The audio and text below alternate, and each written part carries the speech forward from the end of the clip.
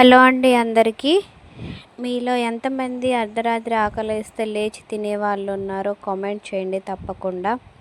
ఈరోజు నేను bread omelette చేస్తున్నాను. చాలా సింపుల్గా చేస్తున్నాను. బాగుంటుందండి బ్రెడ్ ఆమ్లెట్.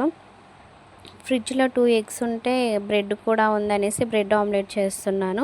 ఇది నా స్టైల్ అండి బ్రెడ్ ఆమ్లెట్. ఒక్కొక్కరు ఒక్కొక్కలాగా చేసుకుంటారు. నేనైతే ఇలా చాలా సింపుల్గా చేస్తానండి. నాకు ఇలా చేస్తే చాలా ఇష్టం.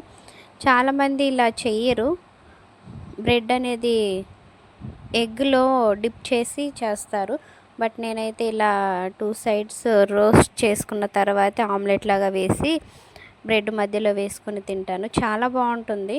ఒక్కొక్కసారి నేను కూడా డిఫరెంట్గా ట్రై చేస్తాను. డిఫరెంట్గా ట్రై చేసి నేనే తింటానండి, పక్కన వాళ్ళకి పెట్టను.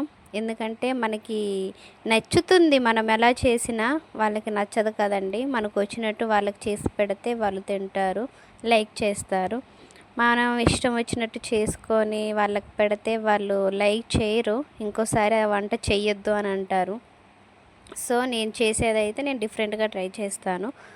మీలో ఎంతమంది బ్రెడ్ ఆమ్లెట్ అంటే లైక్ చేస్తారో కామెంట్ చేయండి.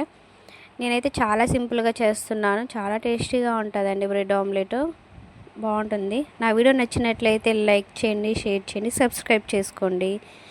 ఏమైనా మిస్టేక్ ఉంటే సారీ అండి. Thanks for watching. బాయ్.